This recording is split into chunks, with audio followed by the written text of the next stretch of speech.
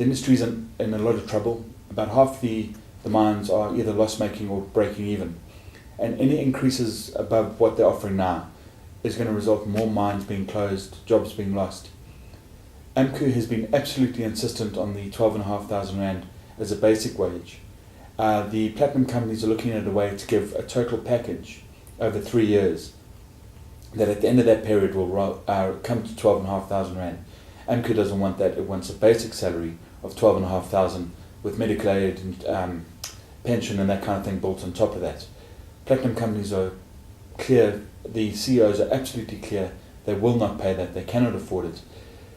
And we've reached a point now where I think we're at a complete stalemate. The people in the platinum industry are talking about pulling out of the CCMA broker process and leaving it up to AMCU to come to them to talk.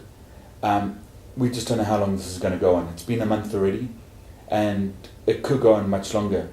For example, we had Northam and the National Union of Mine Workers on a strike that was more than 11 weeks long.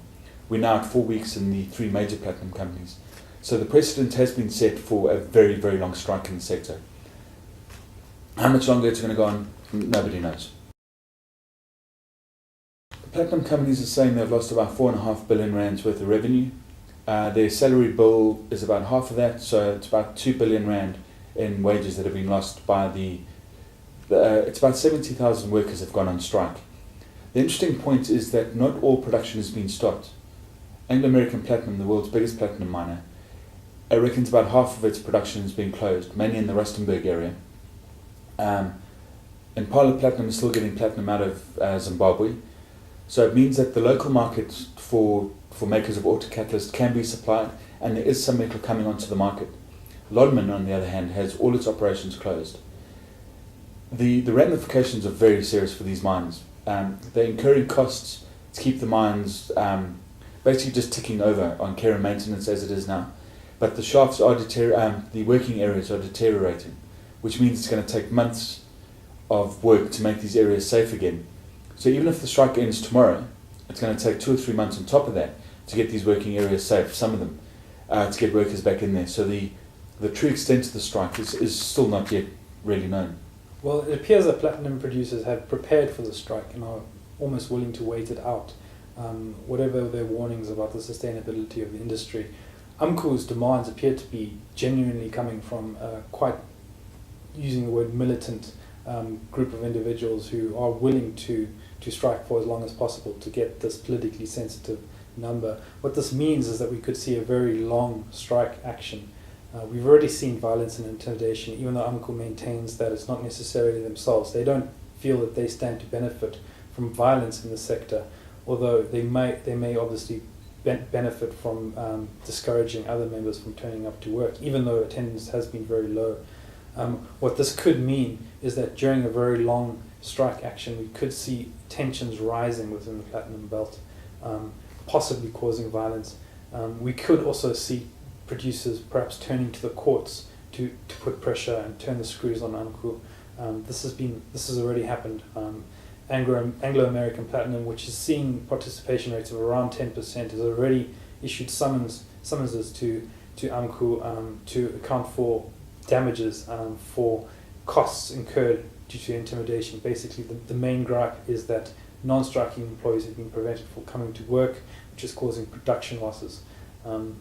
Some people have said that this is an indication of Amplats not believing it has an amicable relationship with AMCU, and that's why they're willing to risk future relationship by actually putting costs.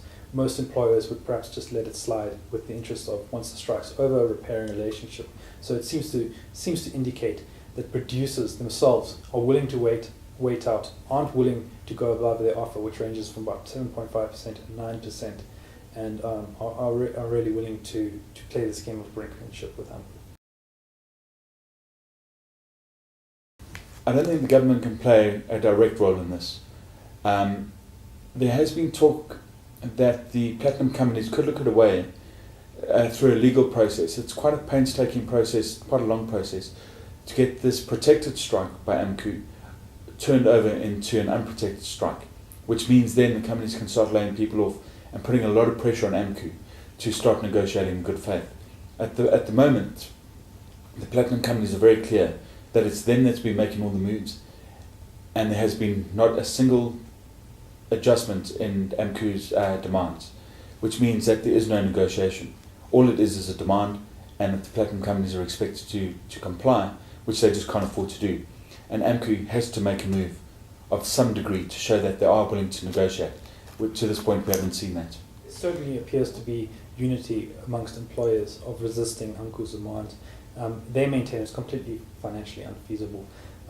The average pay for an entry-level mine worker, take-home pay, ranges from about 5,000 to 5,700 Rand in the sector, although they get large amounts of benefits, overtime pay, things like pension and healthcare provisions, so they're not necessarily badly paid in the South African context, but they are firm that the AMCU's demands, which is about 150%, could be an up to 150% increase for entry-level workers, is just simply not financially feasible, and they appear willing to stand together with regards to an offer, even though the mines differ in terms of what they could possibly be willing to offer in terms of financial feasibility.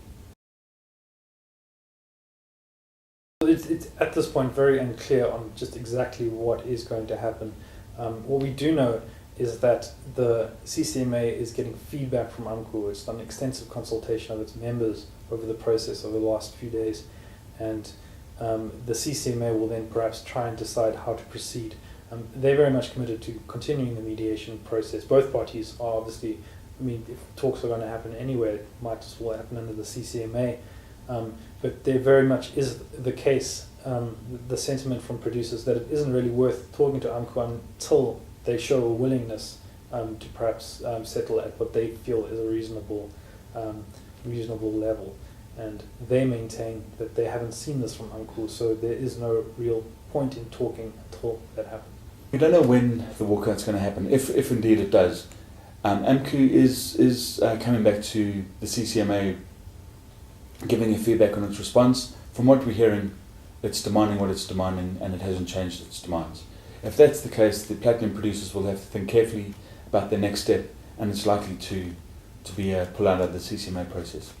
We wouldn't necessarily see a walkout of the CCMA. Talks will probably continue at a more informal level, but it would very much be a case of producers waiting for AMCU to make some sort of move which shows commitment to stepping away from a demand which they feel is just simply not going to happen.